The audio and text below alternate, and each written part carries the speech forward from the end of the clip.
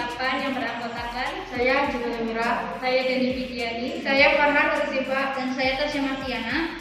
Dalam video ini kami akan menjelaskan praktikum analisis obat makanan dan kosmetik yang kelima yang berjudul mengidentifikasi bahan tambahan pada makanan, kosmetik, dan obat secara kualitatif.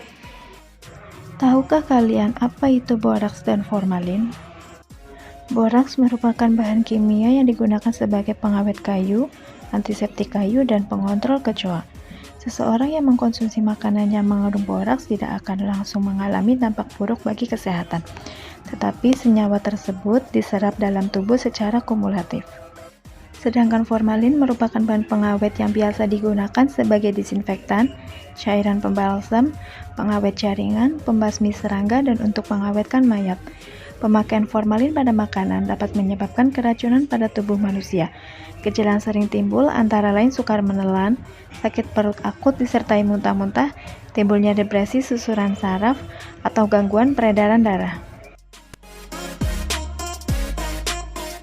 Yang pertama, kita akan melakukan identifikasi bahan tambahan makanan berupa boraks atau formalin secara kualitatif, di mana bahan makanan yang diamati dan diduga mengandung boraks atau formalin yaitu cilok dan mie pasta. Adapun reagen yang digunakan yaitu reagen alami berupa kunyit yang dihaluskan dan diambil sarinya. Langkah pertama yaitu disiapkan sampel yang akan kita uji yaitu cilok dan mie pasta. Kemudian dihaluskan terlebih dahulu, lalu ditetesi dengan reagen kunyit secukupnya. Selanjutnya diaduk sampai terjadi perubahan warna. Untuk hasil positif, sampel berubah warna menjadi merah bata. Pada hasil praktikum ini, sampel cilok dan mie pasta negatif mengandung boraks atau formalin. Bagaimana cara mengurangi kandungan boraks dan formalin pada makanan? Yang pertama, merendam dengan air biasa atau merebusnya dengan air panas selama 30 menit sebelum diolah dan dikonsumsi. Yang kedua, perendaman pada 3 jenis treatment merendam, yaitu dengan air garam, air leri, atau air bekas cucian beras selama 60 menit, di mana perendaman pada air dapat menghilangkan 61,25% kandungan boraks dan formalin pada makanan, sedangkan pada air garam dapat menghilangkan 89,53% kandungan boraks dan formalin pada makanan, serta pada air leri dapat menghilangkan 66,03%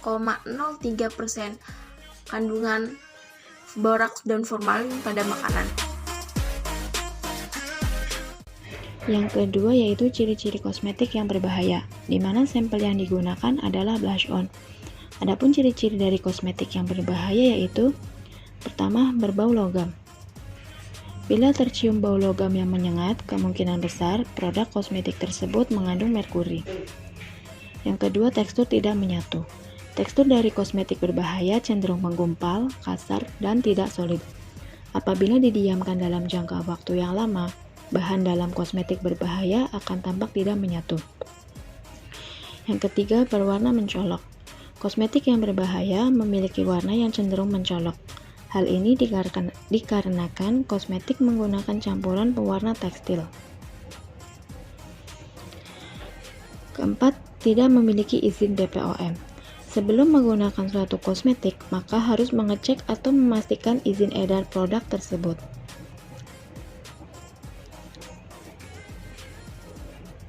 5. Terasa lengket. Bahan-bahan pada kosmetik berbahaya memiliki konsentrasi yang pekat sehingga cenderung terasa lengket dan sulit meresap ke dalam kulit. 6. Memiliki efek memutihkan dalam waktu singkat. Kosmetik yang terbuat dari bahan berbahaya dapat memutihkan kulit bahkan dalam jangka waktu 1-2 minggu. Kemudian dilihat tanggal kadaluarsanya. Apabila telah mencapai tanggal kadaluarsa pada kosmetik, jangan digunakan karena dapat menimbulkan iritasi pada kulit. Berikutnya ada tips-tips cara penyimpanan kosmetik yang benar. Hindari produk kosmetik dari paparan sinar matahari, karena jika produk terkena cahaya matahari akan membuat kualitasnya menurun. Jangan simpan kosmetik di kamar mandi. Kondisi kamar mandi yang lembab akan memperpendek masa pakai produk kosmetik. Kita bisa meletakkannya pada kotak penyimpanan di kamar dalam posisi yang mudah diakses. Untuk kosmetik atau skincare yang mengandung 100% bahan organik perlu diletakkan di dalam kulkas. Hal tersebut untuk mencegah jamur tumbuh di dalam produk.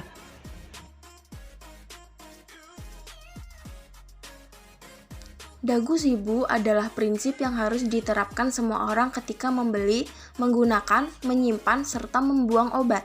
Dagu sibu sendiri merupakan bentuk akronim dapatkan, gunakan, simpan, dan buang.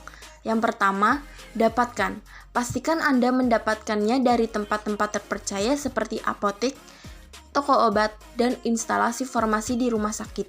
Yang kedua, gunakan. Sebelum menggunakan obat, jangan lupa untuk memperhatikan isi dan penandaan yang terdapat di dalamnya.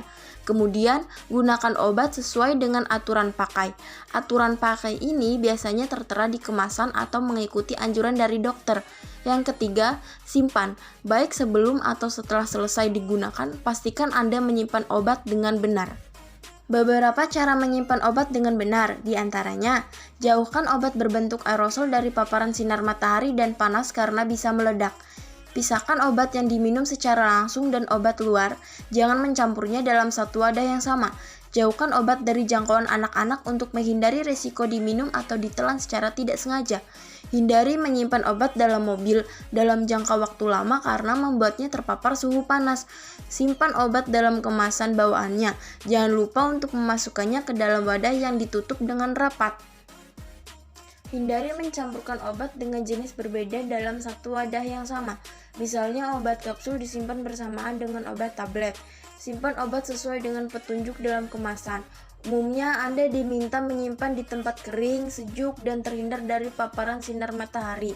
Untuk obat cair jangan disimpan dalam freezer agar tidak membeku, kecuali memang disarankan seperti yang tertera pada kemasan. Obat berbentuk supositoria harus disimpan dalam lemari pendingin agar tidak meleleh sebelum digunakan. Selanjutnya, buang. Bagaimana cara membuang obat yang sudah tidak dikonsumsi lagi atau sudah kadaluarsa? Berikut adalah videonya. Selanjutnya yaitu cara pembuangan sirup yang benar. Obat, khususnya dalam sediaan sirup yang sudah rusak atau kadaluarsa, harus dibuang dengan cara tertentu agar tidak merusak lingkungan atau ekosistem serta tidak digunakan oleh oknum yang tidak bertanggung jawab. Berikut merupakan beberapa cara pembuangan sediaan sirup dengan benar. Langkah pertama yang dilakukan dalam pembuangan obat adalah mengeluarkan obat-obatan dari kardus. Kemudian, melepaskan label yang terdapat pada obat. Hal ini bertujuan untuk mencegah penggunaan kembali botol tersebut oleh oknum yang tidak bertanggung jawab. Dan untuk obat-obatan yang diresepkan, hal ini bertujuan untuk melindungi informasi pribadi pasien. Kemasan produk yang sudah dipisahkan kemudian dapat digunting atau dirobek maupun dilipat dan kemudian dibuang. Selanjutnya adalah praktik pembuangan sediaan sirup pada saluran air. Pertama-tama, dipastikan terlebih dahulu jika sediaan yang akan dibuang bebas antibiotik atau bahan kontaminan lainnya. Selanjutnya, sediaan sirup dapat langsung dibuang melalui mulut botol ke arah saluran air. Kemudian botol dibilas kembali dengan air, tujuannya agar tidak ada sisa obat pada botol.